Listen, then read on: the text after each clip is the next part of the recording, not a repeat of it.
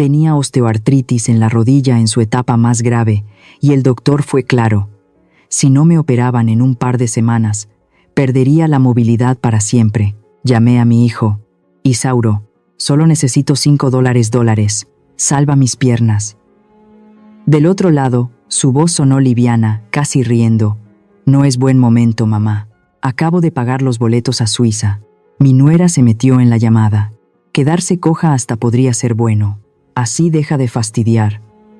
Luego marqué a mi hija. Soltó una risita como si no fuera con ella. Mi esposo no va a estar de acuerdo, mamá. En ese instante, una mano me sostuvo. Irma, mi mejor amiga y enfermera, me puso un sobre en la palma. Aquí hay $750, murmuró. No es suficiente, pero es todo lo que tengo. En medio del bullicio del pasillo del IMSS, con el olor a desinfectante mezclado con el sudor de la multitud, miré esos billetes maltratados y entendí. Mis piernas estaban fallando, pero lo que ya estaba podrido desde hace años, sin cura posible, eran mis propios hijos, por quienes entregué la vida entera. Me llamo Cardona. Tengo 63 años. Estaba sentada en la camilla. El papel crujía con cada respiro. El doctor Zárate, joven, con los ojos cansados de tanto trabajo, puso la radiografía frente a la luz. Soltó un suspiro que ya parecía parte de su rutina. Señora Cardona, dijo con tono plano. El cartílago de su rodilla desapareció. Ya no hay nada. El hueso está rozando contra el hueso. Me tragué el nudo en la garganta. ¿Y eso qué significa, doctor? Significa que si no le reemplazamos la articulación en 2 semanas, los ligamentos se romperán. Terminará en silla de ruedas para siempre. Silla de ruedas. Para siempre. Esas palabras cayeron como bloques de concreto en mi pecho. Vi mis piernas, las mismas que cargaron a mis hijos, que resistieron horas de pie en la cocina, que movieron el pedal de la máquina de coser durante noches enteras. Ahora estaban a punto de quedar inservibles. Entonces, ¿cuándo me operan?, pregunté, aferrada a la esperanza de la tarjeta del seguro que había pagado toda la vida. El doctor negó despacio. La lista de espera para cirugía sin costo es de 8 meses, señora. Pero su rodilla no aguanta tanto. Se va a destrozar antes. Hizo una pausa y dijo lo único que podía ofrecer. Debe considerar pagar la operación por su cuenta. Aquí mismo o en una clínica privada. Podríamos agendarla esta misma semana. El precio, por instrumental y cirugía, es de $5. $5,000, más de 100,000 pesos. Era una fortuna, más de lo que pude juntar en 5 años con mi pensión. Me zumbaban los oídos. Pero entonces, en medio del susto, pensé en Isauro, mi hijo mayor, el orgullo de la familia, director de mercadotecnia, con buen carro, viviendo en la casa que le puse a su nombre. Respiré más tranquila. El pecho se me alivianó. ¡Qué suerte! Tengo un hijo. Me levanté cojeando y salí al pasillo repleto del hospital. Las bocinas soltaban nombres de pacientes, niños lloraban por las inyecciones y los pasos rápidos retumbaban por todos lados. Mi rodilla latía con punzadas, como si me estuvieran taladrando el hueso con un cincel. Busqué un rincón junto al dispensador de agua. Me recargué en la pared para no caerme y saqué el celular. Tardaron en contestar. ¿Aló? La voz de Isauro sonó animada, con ruido de copas y música suave de fondo. Seguro estaba en el aeropuerto o en algún restaurante caro. Isauro. Mi voz se quebraba. No podía esconder el susto. Estoy en el hospital. El doctor dice que mi pierna está muy mal. Necesito una cirugía urgente. Son solo $5, hijo. Sálvame la pierna. Silencio. 1, 2, 5 segundos. Ese silencio era más aterrador que todo el bullicio del hospital. Escuché un sonido raro, como si cubriera el teléfono para hablar con alguien. Luego, regresó su voz, pero ya no traía alegría. Sonaba molesto, seco. Mamá, ¿por qué justo ahora? Acabo de pagar el viaje de esquí a Suiza para toda la familia con tarjeta. Boletos en clase ejecutiva, no reembolsables. Son $15,000, mamá. Me quedé de piedra. $15,000 para unas vacaciones y no tenía $5,000 para salvarle las piernas a su madre. Pero, El doctor dijo. No terminé porque la voz de Lidia, su esposa, se coló desde el altavoz. Habló fuerte, con toda intención de que yo la oyera. Ay, ya está vieja, que camine menos. Si se queda coja, que se quede quieta en la casa, y así ya no da lata. Qué cirugía ni qué nada, es un dineral, y hasta podría morirse en la operación. Cada palabra de mi nuera era como una daga en el pecho. ¿Esta era la mujer para la que cocinaba todos los días? Intenté guardar algo de dignidad. Isauro, el doctor dice que si no me operan, no volveré a caminar. Me interrumpió, tajante y helado. Esperemos a que regresemos de Suiza y vemos. Ahorita estoy haciendo el check-in. Tómate unos analgésicos mientras. Se cortó la llamada. Me quedé parada, en medio del pasillo repleto. Desesperada, marqué a Marina, mi hija menor. Mi última carta, contestó con voz bajita, como si temiera que alguien la oyera. ¿Mamá? Le conté que necesitaba dinero, y ella soltó un suspiro, cansado y evasivo. Ay, mamá, ya sabes cómo es Nicanor. Él dice que el dinero es para invertir, no para gastarlo en hospitales de ancianos. Nadie quería hacerse cargo, nadie quería gastar en una cosa sin utilidad, que era yo. Caminé como pude a la sala de espera y me dejé caer en una banca dura de plástico. No pude llorar. Las lágrimas se me atoraron en la garganta, amargas. Las piernas me dolían, pero el corazón mucho más. En eso llegó corriendo Irma, mi mejor amiga, y justo hoy estaba de turno como enfermera.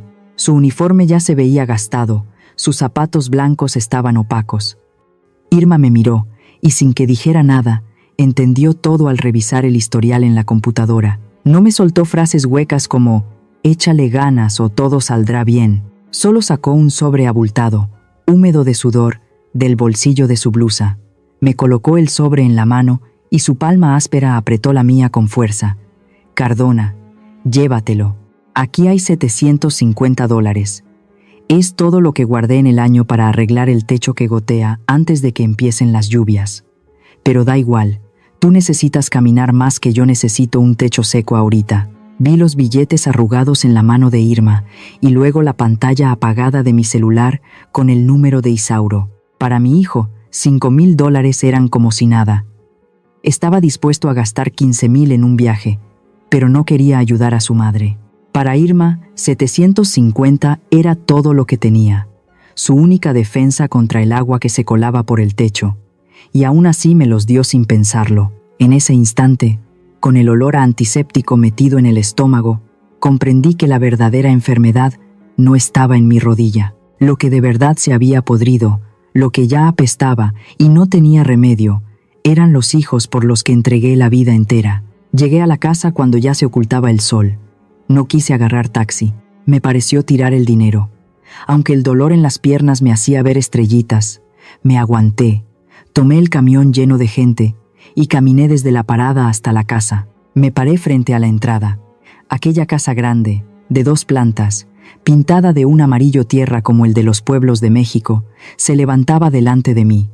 Era mi mayor logro. Cada tabique, cada saco de cemento, estaba hecho con el sudor de mi marido y el mío. Desde la calle vi que las luces estaban prendidas. Por la ventana, la televisión de 65 pulgadas que Isauro acababa de comprar transmitía un partido a todo volumen. Se escuchaba la voz de Lidia gritándole a la trabajadora doméstica. Metí la llave en la cerradura, pero me temblaba la mano. Se me cayó con un clac sobre las baldosas. Me quedé mirando la puerta cerrada. Toqué el timbre 2 veces. Nadie abrió. En la casa que yo levanté con mis propias manos, ahora parecía una extraña, una visita incómoda. Me agaché, recogí la llave, abrí y pasé. Al subir el escalón, un dolor punzante me atravesó desde la rodilla hasta el cráneo. Fui directo a la cocina. Quería un vaso con agua. Ahí estaba Lidia. Arrugó la nariz. Agarró un plato de tamales fríos de ayer y sin más los tiró al bote de basura. «¿Ya volvió mamá?», dijo sin voltearme a ver, con ese tonito cargado de asco. «Estos tamales aceitosos están horribles. Ya no los haga. Me dejan toda la estufa sucia». La imagen de los tamales cayendo en la basura me detuvo en seco. Me llovieron los recuerdos, tan claros como si fueran de hace un minuto. Era Guadalajara, 3 décadas atrás. Las 4 de la mañana. Una cocina chiquita, sofocante. El olor agrio del maíz crudo, mezclado con el aroma de las hojas de plátano hervidas y manteca caliente. Me vi a mí misma, Cardona, con 30 años, cargando a Isauro en la espalda. El niño, de apenas 5 años, dormía babeando sobre mi hombro, yo con las manos meneando una olla gigante con carne hirviendo. El vapor me tiznaba el rostro, los poros abiertos chorreaban sudor que me ardía en los ojos, pero no podía parar. Cada tamal vendido era un ladrillo para nuestra casa soñada. A veces Isauro se despertaba entre sueños y me susurraba: «Mamá, cuando sea grande, seré jefe y te voy a comprar un castillo». Solté una sonrisa amarga. Justo esas monedas embarradas en manteca y tizne fueron las que pagaron la escuela privada carísima de Isauro, para que ahora resulte ser un director de mercadotecnia todo pulcro y perfumado, y su esposa piense que los tamales que lo criaron son porquería que ensucia su elegante estufa de inducción. Salí de la cocina hacia la sala, me quedé viendo el rincón donde Isauro había instalado un minibar con botellas de licores extranjeros carísimos. Ese era el mismo espacio donde antes tenía mi máquina de coser Singer con pedal. Se me vino a la mente don Bonifacio, mi difunto esposo. Irma era albañil. Como no tenía dinero para contratar trabajadores, construyó esta casa con sus propias manos cada fin de semana. Recuerdo clarito cómo mezclábamos cemento bajo el aguacero. Irma se limpió la cara empapada, me sonrió con ternura y dijo: «Nos sacrificamos en esta vida para que ellos estén bien, ¿verdad, vieja? Este techo los va a proteger siempre de la lluvia. Nadie va a poder sacar a nuestros hijos a la calle». Noche tras noche, el ruido de mi máquina de coser se mezclaba con los ronquidos de Isauro y Marina. Me la pasaba cosiendo por encargo hasta las 2 de la madrugada. Me dolía la espalda.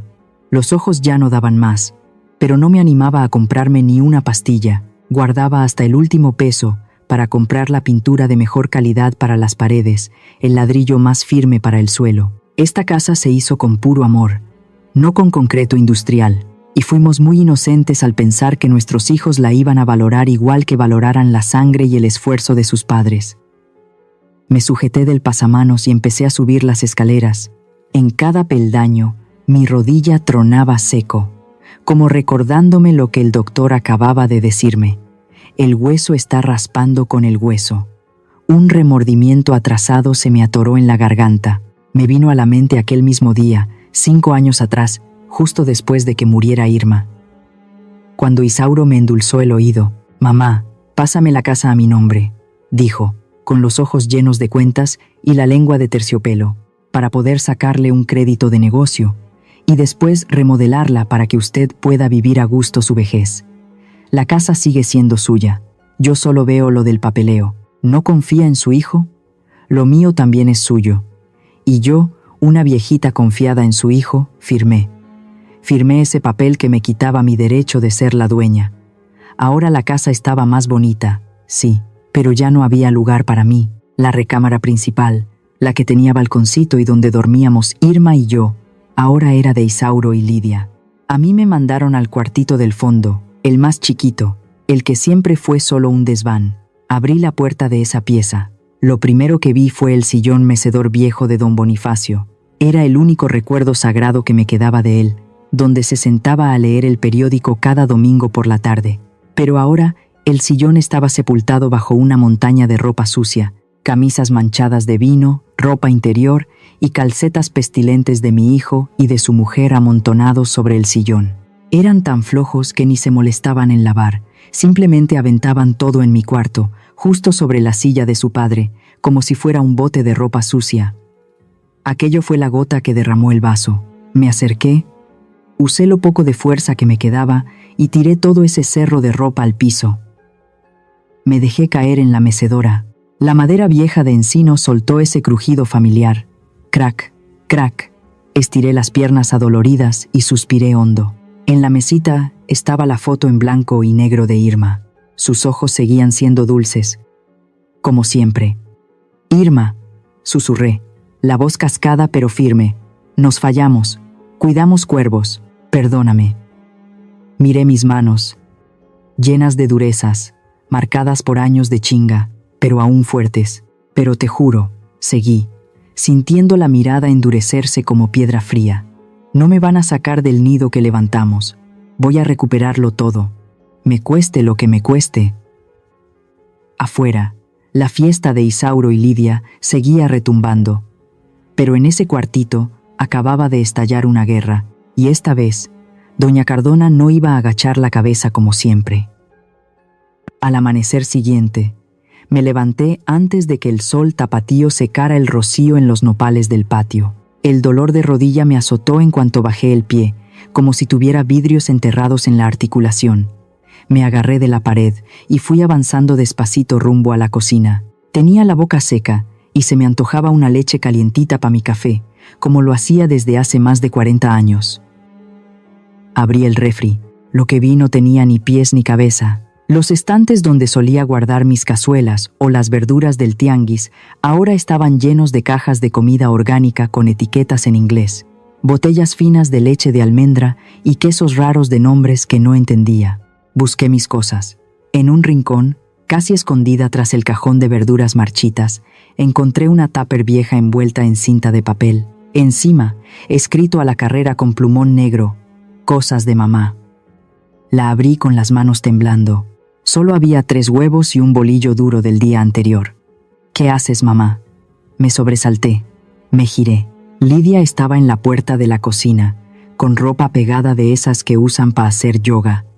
Se me quedó viendo mientras sostenía una caja de leche, la que yo iba a usar para mi café. Lidia se acercó. Me quitó la leche de las manos con una suavidad que dolía, pero con la firmeza de quien arrebata algo que no le corresponde al otro. «Mamá». Su voz era como una hoja afilada. El nutriólogo le dijo a Bruno que no puede tomar la misma leche que los grandes. Los niños tienen su sistema débil, y compartir puede pasarles bacterias de los viejos. Además, esta leche es importada y muy cara. Tú toma la normal. Me quedé ahí parada, no por la leche, sino por lo que me quiso decir. En mi propia casa, yo era un foco de infección, un estorbo que había que apartar de lo limpio y lo caro. No di nada. Cerré el refri con cuidado. La humillación me quemaba por dentro, como trago amargo. Me fui cabizbaja a la sala, buscando refugio en los recuerdos. Miré la pared principal, la de siempre, donde colgaba la foto de nuestro aniversario 40, la de Irma y yo, él con su sonrisa buena, el brazo sobre mi cintura, y nuestros hijos, Isauro y Marina, a los lados. Esa imagen le daba alma al cuarto, pero ya no estaba, había desaparecido. En su lugar, colgaron una pintura abstracta enorme, llena de tonos fríos y apagados. Me giré hacia Lidia, que estaba recostada en el sillón revisando su celular. «¿Dónde quedó la foto de tu papá y yo?», le pregunté. Sin levantar la vista, contestó con desgano. «La guardé en la bodega. Ese marco dorado está súper pasado de moda. Arruina todo el estilo minimalista de la casa. Mis amigos vienen por tragos, y si ven esa foto, se van a reír». Me quedé mirando ese cuadro gris que tenían colgado. Para ellos, nuestros recuerdos, nuestro amor, eran algo vergonzoso, digno de esconder. No solo se apropiaron de la casa, también querían borrar todo rastro de Irma y de mí. Así, poco a poco. Esa noche, a las 8 en punto, tenía el noticiero puesto en el canal local. Como ya no oigo tan bien, le subí un poco al volumen. La voz del conductor se escuchaba fuerte, llenando un poco el vacío que siento. Clac. La puerta principal se abrió. Isauro llegó del trabajo, la cara agotada, aflojándose la corbata. Antes de que dijera nada, Lidia ya estaba reclamando. ¿Cómo va a estudiar el niño con ese ruido? ¿Cómo se supone que yo medite? Me duele la cabeza de tanto trabajar. Y cuando llego, quiero paz, no es escándalo. Isauro hizo una mueca, se acercó, me quitó el control y apagó la tele. De pronto, todo quedó en silencio. Tiró el control sobre el sillón, rebotó y cayó al suelo. «Mamá», dijo seco, «a partir de ahora, después de las 7 te vas a tu cuarto. Nosotros trabajamos todo el día, y en la noche necesitamos espacio para descansar. Tú estás aquí todo el tiempo. ¿Para qué quieres ver tanta televisión?». Lo miré. Ese mismo hijo que antes se acurrucaba conmigo a ver caricaturas, Ahora me mandaba a encerrar como si fuera una niña traviesa. Me levanté despacio. Arrastré los pies hacia el cuartito del fondo. Chiquito, sin aire, sin ventanas. Me acosté, viendo el techo, escuchando las risas apagadas de mi hijo y mi nuera desde la sala. En la casa que levanté con mis propias manos, me había vuelto una extraña. Aún así, no perdía la esperanza. Pensaba que quizá era cosa de edad, que tal vez yo era complicada, que podía esforzarme un poco más. Quise acercarme. Al día siguiente, aprovechando que no estaban, me animé a preparar una sopa de fideo. Era mi receta especial, la que a Isauro tanto le gustaba que se comía hasta 3 platos. Aunque la pierna me dolía horrible, me aguanté y cociné por 3 horas. Doré ajo, tatemé jitomates para que oliera sabroso. Freí con paciencia cada fideo hasta que quedó doradito. Toda la casa olía a hogar, a cariño, a familia. Cuando llegaron, puse la olla humeante en la mesa y les sonreí con ilusión. ¿Ya volvieron? Les preparé la sopa favorita de Isauro, pero mi sonrisa se deshizo en cuanto vi a Lidia arrugar la cara, agitando la mano como si le apestara. ¡Qué horror! ¡Apesta a grasa!, gritó. Todo se impregnó. Mis cortinas, mi sofá de piel italiana. ¿Qué estás haciendo? Bruno, mi nieto, corrió a ver qué había, pero Lidia lo jaló de inmediato. El niño hizo un puchero. Mi mamá no me deja comer lo que cocina la abuela. Dice que la abuela es sucia. Me congelé. Me tembló la mano. A punto estuve de tirar el cucharón. Lidia se acercó, tomó el plato de sopa que había servido para el niño, caminó directo al bote de basura y lo vació sin titubear. La próxima vez no te pongas a cocinar por tu cuenta, mamá, soltó con frialdad, y el estruendo de la loza chocando contra el metal me cimbró los huesos. Gastás gas, gastás luz, y luego tengo que limpiar. Aquí se come sano, no estas porquerías llenas de grasa. Si quieres comer, ahí están las sobras del refri. Con eso basta. Me quedé sola en la cocina, mirando cómo la olla comenzaba a enfriarse frente a mí, con la grasa solidificándose arriba. No derramé ni una lágrima. Los viejos lloran poco, y yo ya había vaciado el alma en el hospital hace unos días. En ese instante, el dolor que sentía en la rodilla se mezcló con el otro, el que no se ve, y se me atoró en la garganta como un trago de hiel. Me costaba respirar. Me cayó encima una verdad dura. Tanta paciencia no me dio más cariño, solo hizo que me menospreciaran. Vieron mi entrega como deber, y mi presencia como estorbo. ¿Usted cree que existe una línea entre aguantar por la familia y desaparecerse en vida? ¿Y quién decide dónde va esa línea? Agarré mi celular, vi el contacto de Irma. Mi dedo quedó flotando sobre el botón de llamar. Me pregunté si Isauro, ese hijo que de chiquito se aferraba a mis piernas llorando cuando lo molestaban en la escuela, sabía que su mujer tiraba la comida que yo hacía, que tiraba mi corazón a la basura, o si lo sabía. ¿Y le daba igual? Esa noche no pegué el ojo. El dolor de la pierna me tenía al borde del grito.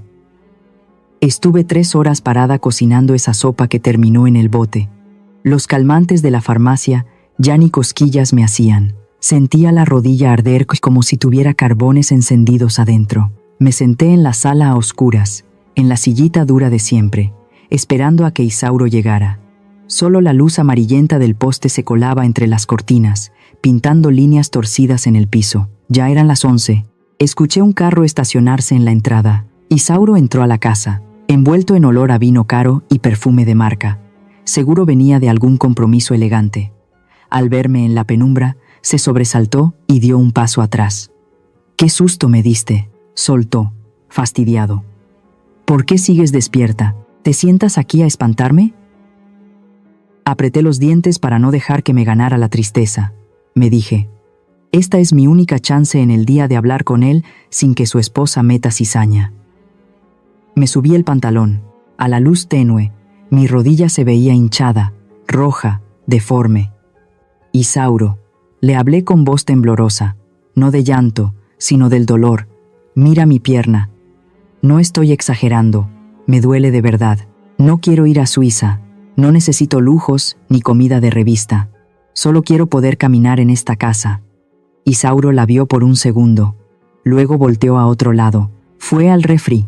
Sacó una botella de agua mineral de las que él compra, las de $5. «Mamá», dijo abriendo la tapa, con ese tono indiferente que ya se le volvió costumbre.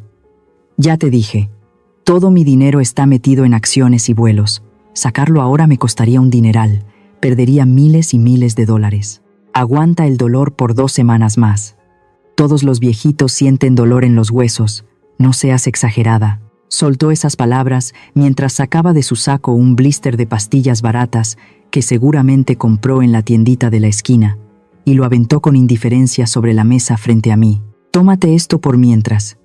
Vi las pastillas tiradas en la mesa, luego la botella de agua en su mano. Ese contraste me heló la sangre.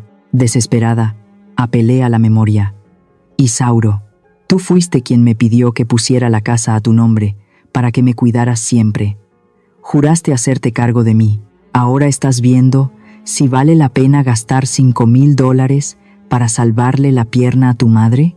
Sabes cuánto cuesta esta casa, ¿verdad?» Isauro dejó caer el vaso de agua sobre la mesa con tal fuerza que el golpe del vidrio contra la madera retumbó en la noche callada.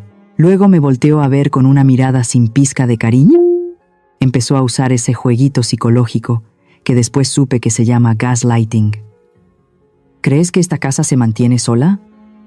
Yo pago el predial, invierto en arreglarla, pago luz, agua, internet que tú usas cada mes. Parece que crees que te robé algo. No hagas tanto drama, yo soy el que carga con todo aquí. ¿Tienes idea de la presión que eso implica?» De repente él era la víctima, el mártir que se sacrifica sin hacer ruido, y yo, la madre que le heredó todo, me convertí en una carga molesta. No aguanté más. Toda la rabia contenida de estos días se me salió de golpe. «¿Presión?», pregunté con la voz hecha trizas. «¿Y que tu esposa tiró mi sopa a la basura? ¿Que separó el refri como si yo tuviera una peste? ¿Que me prohibió ver la tele? ¿De eso sabes algo?». Lo miré directo, buscando aunque fuera una chispa de justicia, una defensa mínima de su parte. Pero Isauro solo suspiró hondo. Se sobó la frente. Su cara reflejaba puro fastidio. «Mamá», dijo con voz más baja. «Lidia también anda muy estresada. Trabaja, cuida al niño, lleva la casa. Tú estás aquí todo el día. Podrías ser más empática con ella. Esta es su casa, y ella tiene su modo de manejarla». Y remató con una frase que me partió el alma. «Ya no metas ruido entre mi esposa y yo. Llego muy cansado de trabajar». Ahí lo comprendí todo. Isauro lo sabía. Sabía perfectamente cómo me trataba su mujer. Es más, seguramente esas reglas raras como el toque de queda y el refri dividido las armaron entre los dos, acostaditos en su cama. Aquí nadie estaba siendo manipulado. Ellos eran un equipo. Y del otro lado del campo estaba yo. Me paré temblando, agarrándome de la silla para no caer. Murmuré con la voz rota. «Jamás pensé que acabarías siendo alguien así. Nunca creí que te faltarían agallas». Esa frase le tocó el orgullo.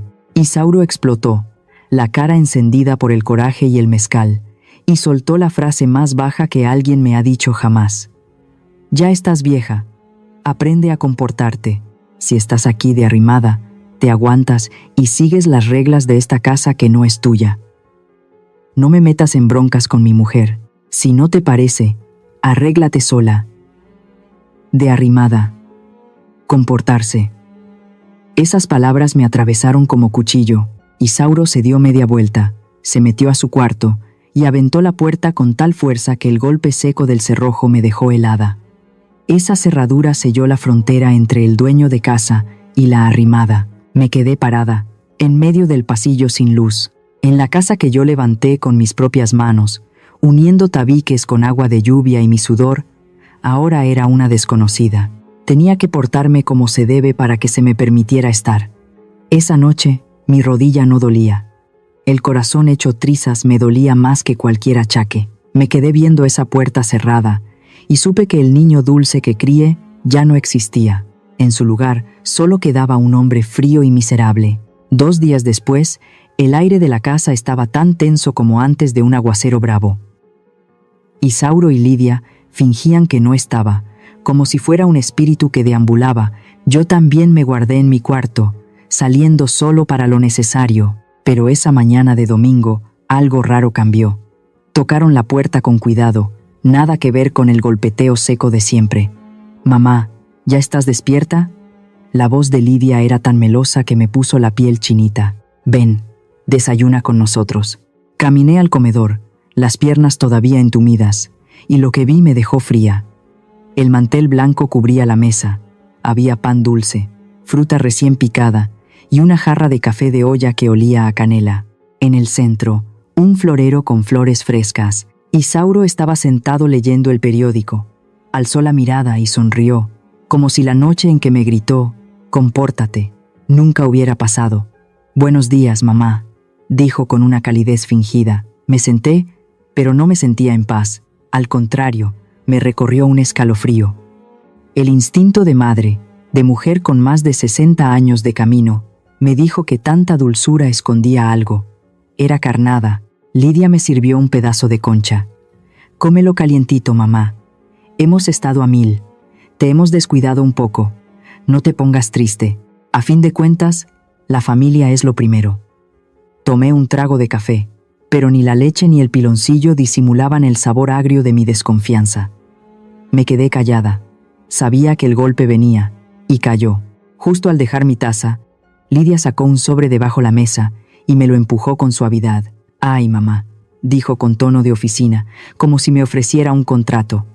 «Ya que estamos todos juntos, quería pedirte un favor chiquito. Solo es un papeleo sin importancia. Nos vamos a Suiza en unos días. Y si te enfermas o pasa algo mientras estamos lejos, esto permite que los doctores te atiendan sin que tengamos que estar presentes para firmar».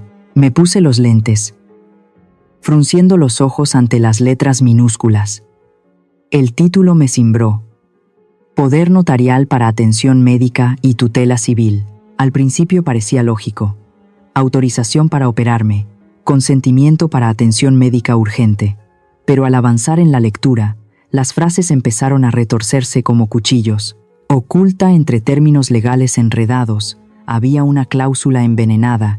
El tutor podrá decidir el ingreso del tutelado en un centro de atención colectiva si considera que su capacidad para actuar está reducida. Justo debajo, el tutor podrá administrar las cuentas de pensión y los bienes personales para cubrir los gastos médicos. Si tus propios hijos se escudan en el cuidado para quitarte tu libertad y tus pertenencias, ¿eso es amor? ¿O una traición muy bien disfrazada? Me temblaban las manos sin control. El bolígrafo se me cayó de los dedos con un clac seco sobre la mesa. Alcé la vista hacia mis 2 hijos. La voz me salía entrecortada. «Esto quiere decir que quieren encerrarme en un asilo, ¿no?» La tensión llenó el cuarto como una nube espesa. La sonrisa de Lidia se apagó al instante. Isauro se apresuró a intervenir, con una voz dulce pero con un tono apenas disfrazado de amenaza. «Mamá, no digas asilo, suena feo. Es un centro de atención superior. Te duelen las piernas. A veces se te van las cosas.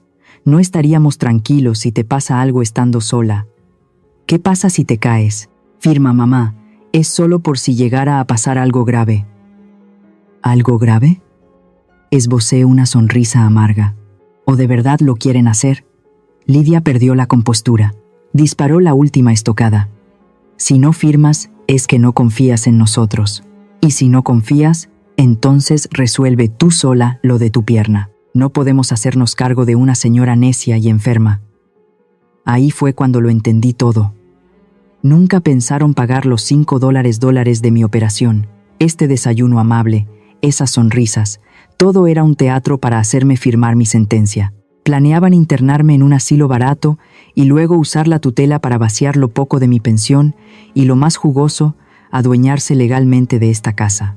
Volteé a ver a Isauro. El hijo que parí entre dolores me miraba impaciente, deseando mi firma para poder volar tranquilo a esquiar a Suiza.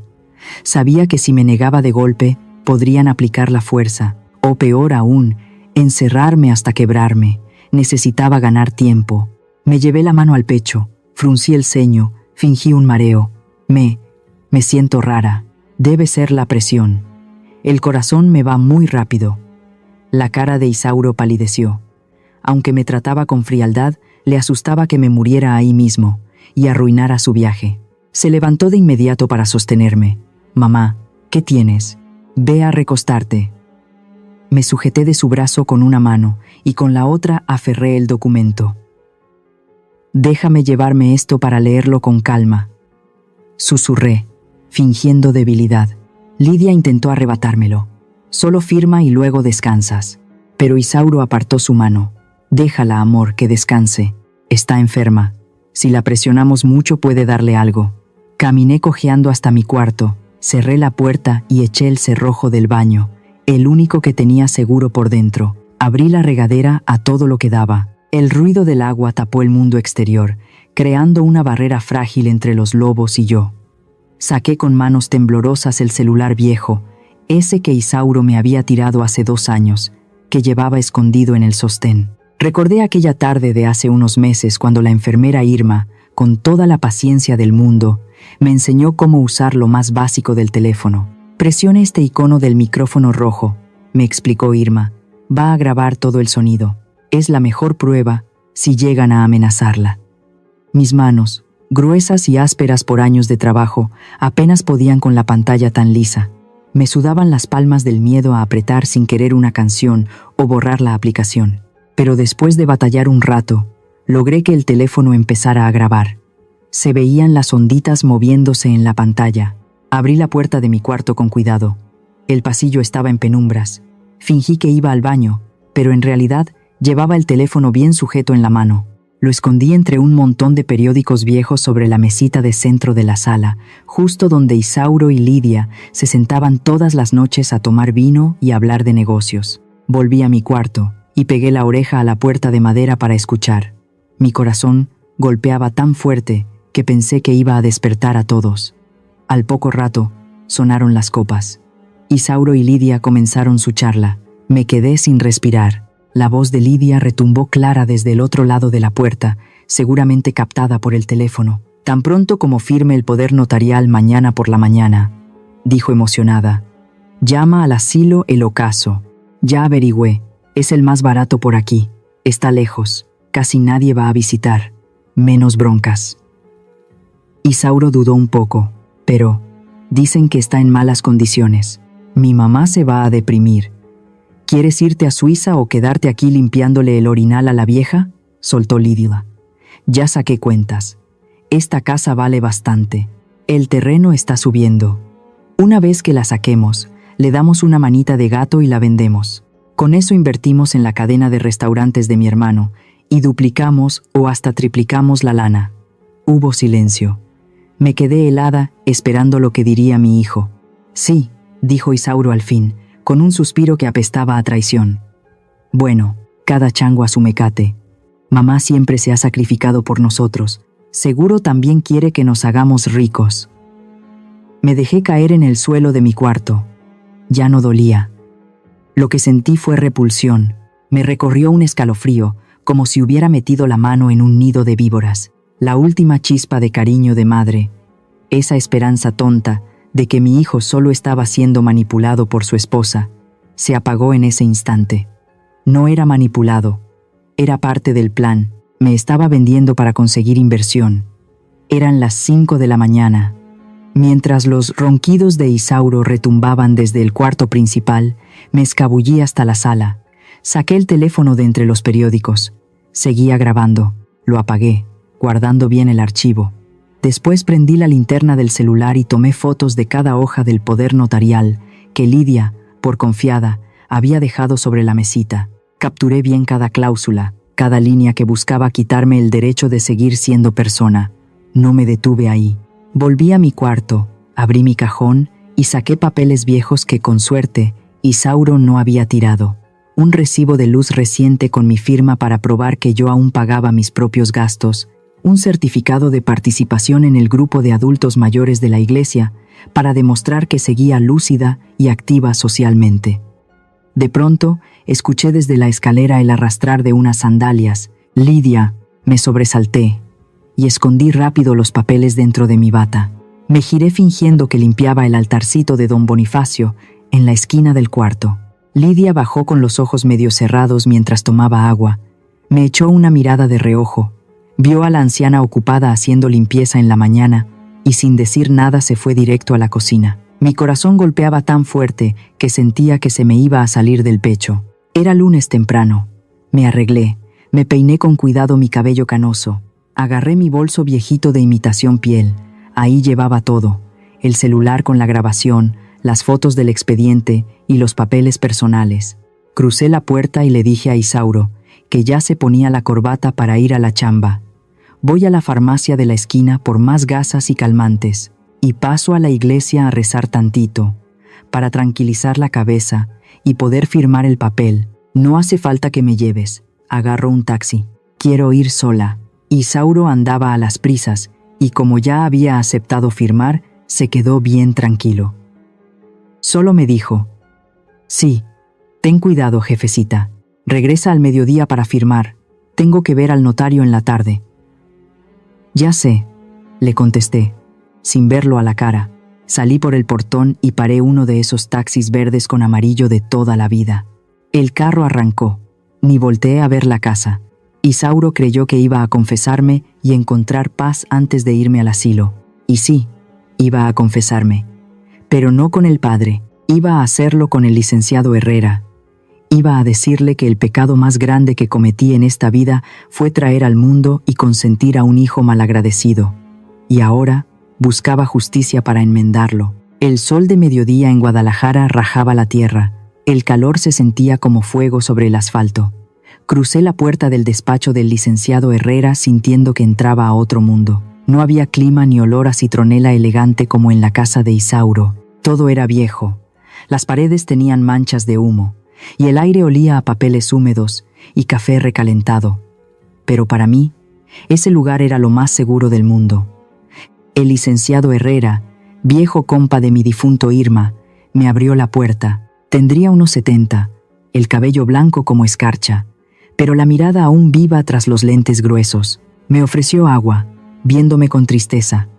Ya van 5 años desde que firmamos lo de la casa, y apenas vuelve a aparecer. Está muy acabada, Cardona. Dejé el bolso sobre una silla de ébano frente al escritorio. Y esa frase suya, tan honesta, rompió el muro que llevaba días levantando. Me solté llorando. No esas lágrimas calladitas de madrugada, no. Lloré con todo, como si se me fuera a salir el alma. Le conté todo. Que me dolía la pierna y necesitaba $5,000. Que su viaje a Suiza costaba 15,000. Que tiraron mi sopa de fideo como si nada. Y al final, lo del poder notarial con el que me querían encerrar. Herrera no abrió la boca en ningún momento. Solo se quedó sentado, con las cejas grises fruncidas, apretando una pluma Parker vieja hasta que los dedos se le pusieron blancos. Cuando terminé, con las manos temblando, saqué el celular y le puse el audio. El silencio se llenó con las voces chillantes de Lidia y la voz flaca de Isauro. Deshacerse de ella, vender la casa, cada chango a su mecate. Herrera soltó un golpe seco en el escritorio. El vaso de agua vibró. Nunca lo había visto tan encabritado. «Malditos», tronó. «Esto no es solo ser malagradecidos, Cardona. Esto es violencia patrimonial y abuso emocional contra un adulto mayor. En México, eso es un delito penal que puede castigarse con cárcel». Caminaba de un lado a otro de la oficina mientras hablaba. Con esta grabación, el poder notarial para decisiones médicas queda sin efecto ante el juez. Demuestra que usted está totalmente lúcida, sobria y siendo presionada y manipulada. Me limpié las lágrimas con un pañuelo, todavía temblando. Pero, licenciado Herrera, hace 5 años firmé la cesión de la casa a nombre de mi hijo. Todo está por escrito y ante notario. Ahora vivo arrimada en lo que fue mi propia casa. Si los corro, ¿no me podrían ellos demandar a mí? Herrera se quedó quieto. Me observó con una sonrisa extraña. Caminó hacia el archivero viejo que estaba arrinconado.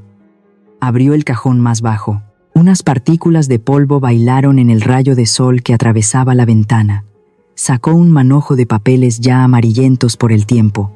¿Se acuerda del día que firmó la donación?, me preguntó, dejándolos frente a mí. Su esposo, Irma, era un hombre que pensaba a futuro, Cardona, sabía cuánto quería usted a su hijo y le angustiaba que ese amor le jugara en contra en la vejez. Por eso, antes de partir, me pidió que añadiera una salvaguarda al contrato. Lo miré sin entender del todo. Herrera hojeó hasta la última página del documento.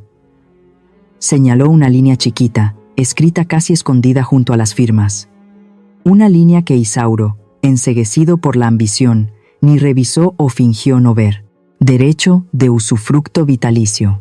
Esta es la espada que Irma le dejó para defenderla, dijo Herrera con tono firme. Eso significa que Isauro solo tiene el título en papel. Usted, señora Cardona, mantiene el uso, la posesión y el control de la casa hasta su último respiro. Nadie, ni siquiera el dueño en papel, puede venderla ni desalojarla sin su autorización. Cambió de página y mostró otra hoja. Además, el Código Civil mexicano es claro. Una donación puede anularse si el beneficiario demuestra ingratitud hacia quien se la otorgó. Abandonar a su madre enferma, humillarla y planear quedarse con lo que es suyo. Eso es prueba irrefutable de ingratitud. Pasé el dedo por esa línea en el papel. Era como si la mano de Irma, desde el más allá, se posara sobre la mía. Me construyó una casa para protegerme mientras vivía, y me seguía cuidando, aún después de partir. Herrera volvió al escritorio y sacó una hoja nueva. Ahora vamos con todo, dijo decidido. Este es el plan en 3 pasos. Primero, pediremos una orden de alejamiento urgente, para que Lidia e Isauro se salgan de inmediato de la casa de la víctima, o sea, su hogar. Segundo, meteremos una demanda para anular la donación y recuperar la propiedad total de la casa. Tercero, proceder a solicitar una pensión alimenticia, exigiendo que Isauro pague los $5 para cubrir los gastos de su operación conforme a la ley que protege a los padres de edad avanzada. El corazón me palpitaba con fuerza al oír esas palabras. No será muy duro, señor. A fin de cuentas, es el hijo que llevé en el vientre. Herrera me clavó la mirada, tan firme como si dictara sentencia. Cardona, despierte. Ellos no la ven como madre, la ven como una carga vencida que quieren desechar. Si no les pone un alto, está siendo cómplice. Esta es la última lección moral que les toca aprender, la ley del karma.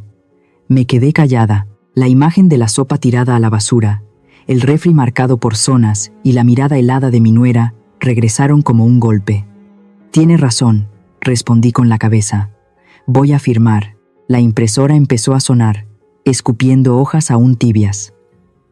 Agarré la pluma. Esta vez, mi mano no tembló como en la mañana. La firma salió firme, segura, bien plantada. Cardona. Al terminar de firmar, sentí que me quitaban toneladas de encima. Herrera levantó el auricular del teléfono fijo y marcó el número del comandante de la zona, también viejo conocido suyo. Me puse de pie, acomodándome el suéter de lana. Gracias, Herrera, le dije. Ahora voy a casa.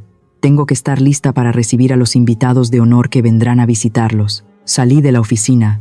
El sol de la tarde en Guadalajara seguía pegando duro, pero dentro de mí corría una brisa fresca. La cacería había comenzado. 5 de la tarde. Llegué a casa.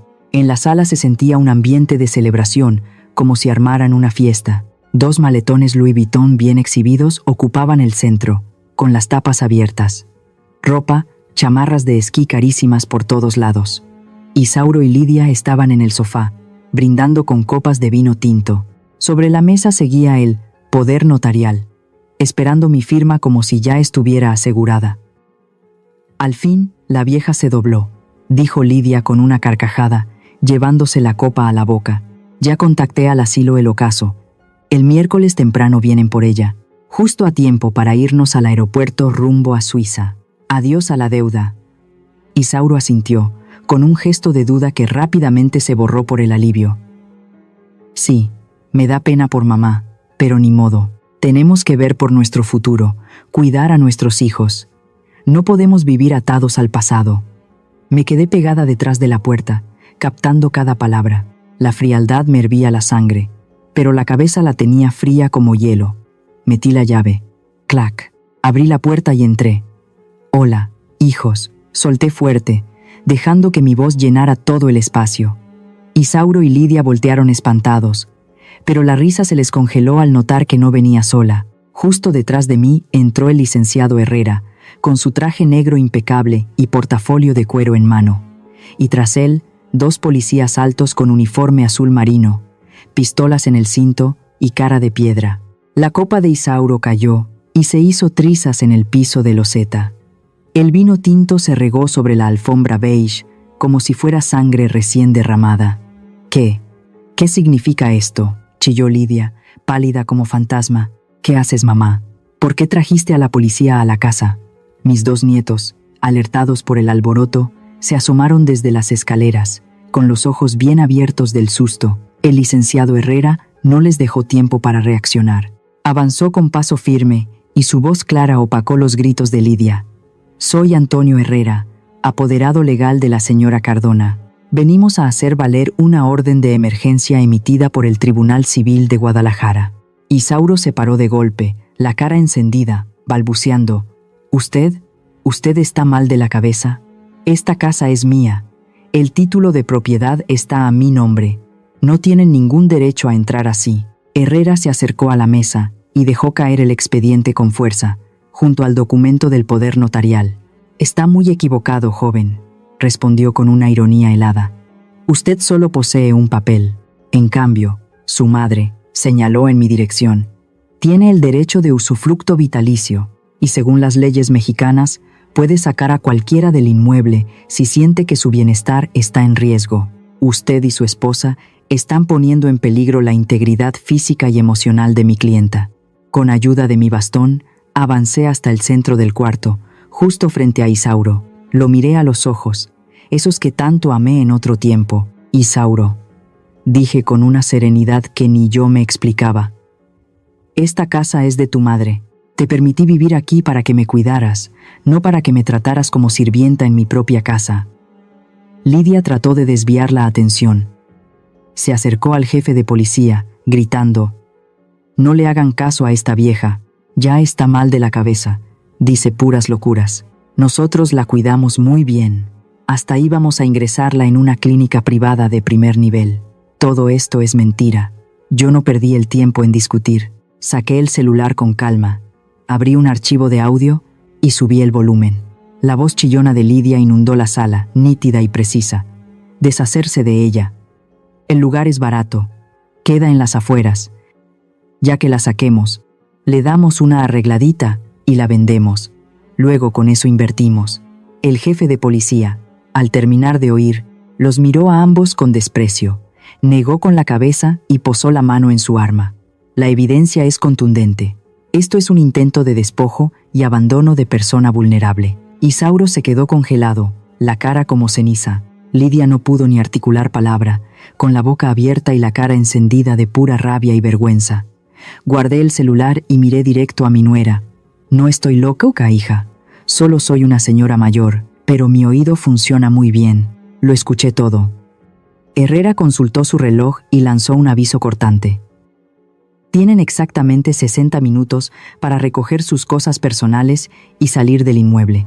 Si se niegan o se tardan, serán desalojados por la fuerza por invadir propiedad privada y alterar el orden. Isauro me clavó la mirada, y por primera vez vi verdadero miedo en sus ojos. Entendió que su cajero automático, que era yo, se había cerrado para siempre. Ya no quedaba nadie a quien exprimir, ni un techo gratis que los cubriera de la lluvia. Intentó acercarse a mí con la mano extendida. «Mamá, yo». Levanté el bastón y lo apunté directo a su pecho para pararlo en seco. «No me digas mamá, en este momento». Le solté con voz firme. «Agarra tus cosas, y que te quede claro. No te lleves nada que no hayas comprado tú con tu lana. La tele, el refri, los muebles. Todo se queda». Me di media vuelta y fui directo al sillón mecedor de Irma, el que dejé reluciente un día antes. Me acomodé ahí, con las manos sobre el bastón y la mirada clavada en ellos. Me convertí en estatua, vigilando con frialdad, mientras mi hijo y su esposa se apuraban a empacar ropa frente a los 2 policías que no les quitaban la vista. Aquella casa que siempre fue puro relajo, ahora se sentía extrañamente en orden. Había una nueva norma, la regla de Cardona. Empezó la cuenta regresiva de 1 hora. Me senté en el viejo sillón de roble, con las manos sobre mi libreta de ahorros y los papeles de la casa, lo que tanto desearon Isauro y Lidia. Ahora estaban ahí, quietecitos, solo míos. El resto era un desmadre. Isauro y Lidia iban de aquí para allá como gallinas sin cabeza. La sala, antes tan elegante y minimalista como le gustaba a Lidia, ahora era un caos de maletas, ropa y tiliches por todos lados. Lidia intentó meter la cafetera italiana carísima en su maleta Louis Vuitton, pero no entraba. Era muy grandota para una maleta fashion, hecha nomás para trapitos. Forzó el cierre y reventó la costura. Isauro chilló, roja de coraje y con el maquillaje chorreando por el sudor. ¿Qué haces ahí nomás parado? Ayúdame a bajar la pantalla de 65 pulgadas. Fue mi bono navideño. No se lo voy a dejar a esta vieja para que lo goce. Se lanzó contra la pared para arrancar la tele. ¡Alto!, gritó el licenciado Herrera con una voz helada y cortante. Se puso delante de la tele. Solo está permitido sacar ropa y cosas personales básicas, dijo, señalando la orden del juez. Muebles, electrodomésticos empotrados, mesas, sillas, todo eso se queda aquí bajo la cláusula del usufructo. Si quieren llevárselos, enseñen la factura fiscal a su nombre ahorita. Lidia se quedó helada. Volteó a ver a Isauro como pidiendo ayuda, pero él solo bajó la cabeza. ¿Y las facturas? No había ninguna a su nombre. Todo lo compraron con efectivo sacado de cuentas compartidas o con tarjetas ajenas. Hasta hubo cosas que pagué yo, aunque ellos las escogieran. Cobarde desgraciado, le escupió Lidia entre dientes. Estaba tan encabritada que agarró un cojín y lo aventó con todo contra la pared. El cojín cayó al piso como su rabia inútil. Al ver que ya no le funcionaban ni los gritos ni la soberbia, Isauro pasó al último acto del drama familiar. Dejó caer la maleta y se fue corriendo hacia mí. Se hincó junto al sillón, justo donde se sentaba cuando era un escuincle de 5 años, y yo le peinaba con cariño. «Mamá», gimió Isauro, con lágrimas de verdad resbalando por su cara. Ahora sí lloraba de miedo y desesperación. «Mamá, si nos corres ahorita, ¿a dónde vamos a ir? Los hoteles en Guadalajara están carísimos, cuestan varios cientos por noche. Mi tarjeta de crédito.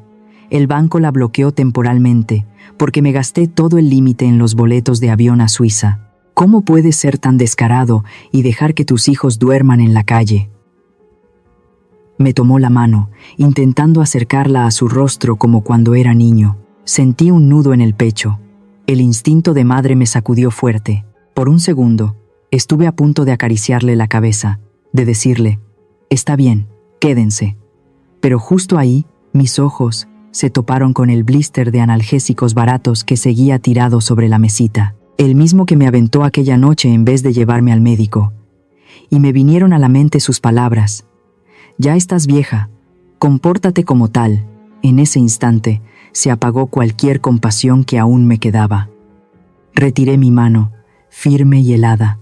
¿No que sí tenías $15 para ir a Suiza?, pregunté con una voz más serena de lo que sentía. Pues cancela el viaje.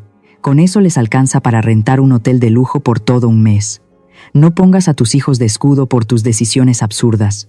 Tú eres su papá. Si no les puedes dar un techo, la culpa no es mía. Isauro se quedó pasmado.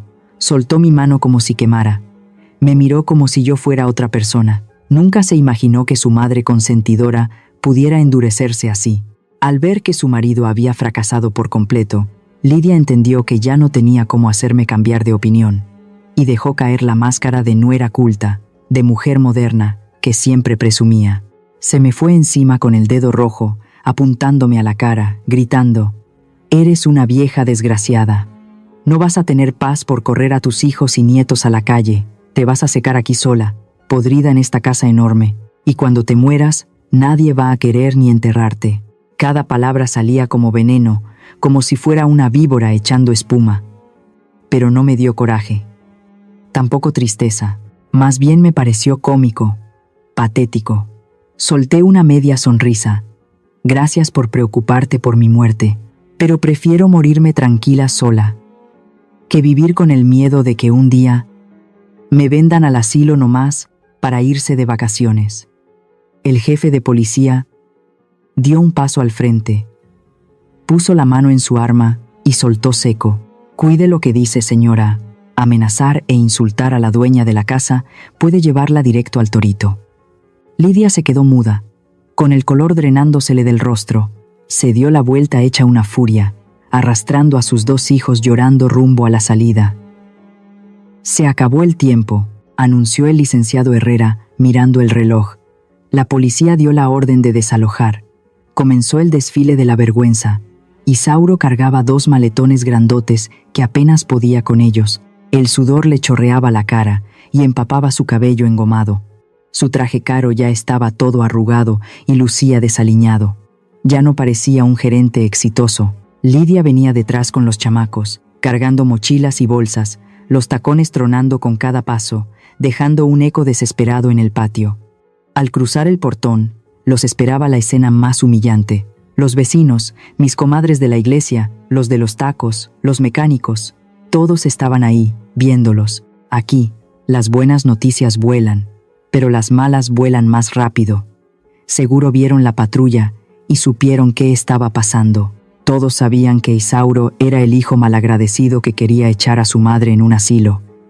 Nadie dijo nada, nadie apuntó con el dedo, pero un montón de miradas se clavaron en Isauro y su mujer como cuchillos filosos. Eran miradas cargadas de repudio, de juicio.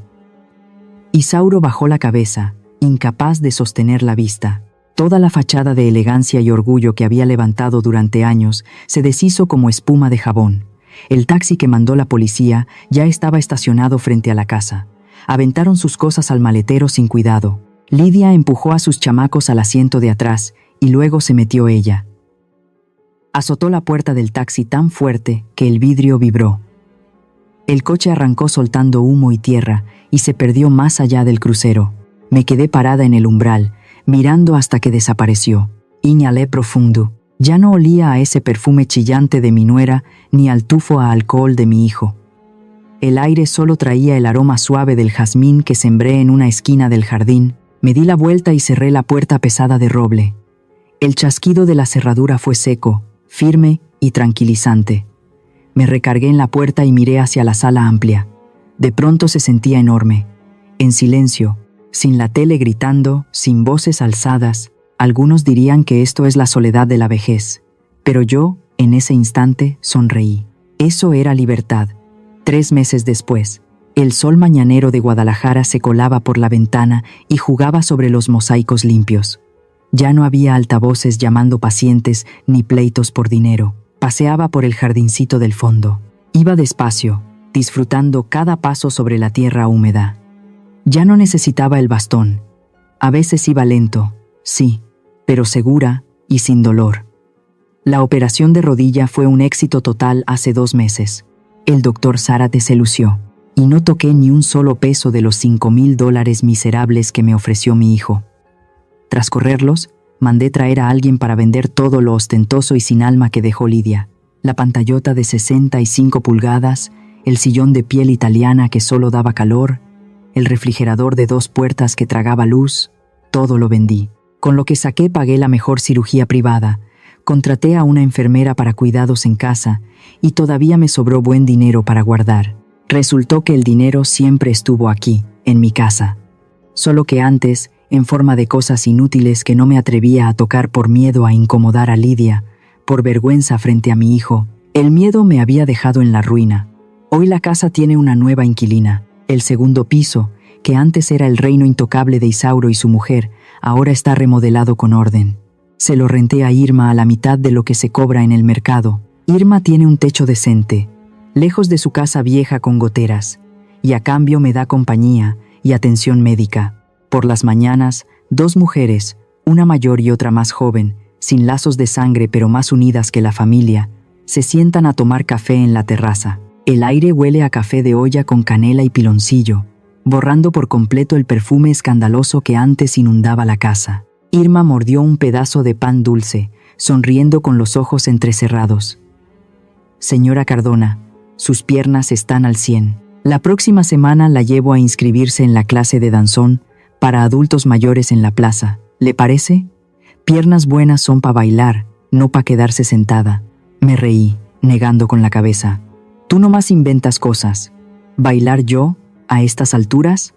¿Qué alturas ni qué nada? Apenas tiene 63 años, le queda vida para rato, soltó Irma convencida. Volteé a ver a mi comadre y sentí un calor raro por dentro. Sí. Bueno. Si hay que ir, pues vamos. ¿Qué le vamos a temer? Justo en ese instante, llegó el cartero y dejó un sobre en la rendija de la puerta.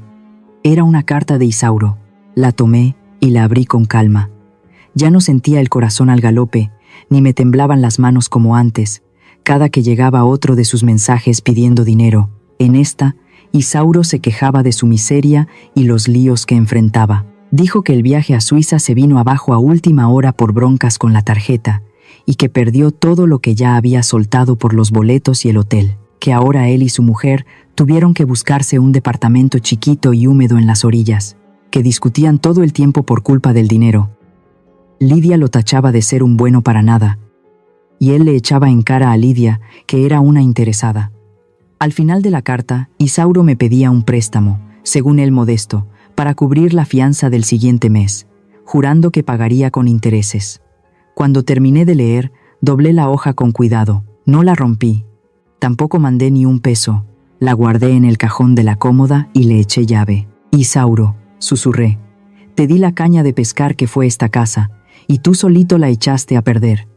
Ahora te toca aprender a pescar con tus propias manos. Esa es la última y más valiosa lección que tu madre va a darte. Mi silencio fue la respuesta más fuerte que pude dar. La historia que acaban de oír fue modificada en nombres y lugares para proteger la privacidad de quienes estuvieron involucrados. No contamos esto para ver quién tuvo razón o no, sino con un anhelo muy sencillo, que cada uno de nosotros se detenga tantito y se pregunte, ¿cuántas madres estarán allá afuera, aguantando en silencio dentro de la casa por la que lo dieron todo? La verdad, hay una pregunta que siempre me deja con el alma apachurrada. Si usted estuviera en mis zapatos, ¿qué haría? ¿Callaría para que la familia se viera bonita por fuera? ¿O diría lo que siente, aunque duela, aunque cueste, solo para recuperar su voz y su dignidad? Ojalá nos cuente en los comentarios qué piensa, no solo de esta historia, sino también de lo que ha vivido o ha visto con sus propios ojos. Cada palabra que nos dejan ayuda a este canal a entender mejor a su gente y seguir trayendo historias profundas, sinceras y con sentido. Dios bendice a quien se atreve a mirar la verdad de frente. Y creo que, aunque el valor llegue tarde, todavía puede abrirnos el camino hacia días más tranquilos. En este momento, dejaré en la pantalla 2 de los relatos más vistos del canal. Estoy segura de que le van a dejar pensando mucho tiempo después de que se termine este video. Gracias por haberse quedado conmigo hasta el final. Si esta historia le llegó al corazón, por favor denle like, suscríbanse y activen la campanita para que podamos encontrarnos de nuevo en las que siguen.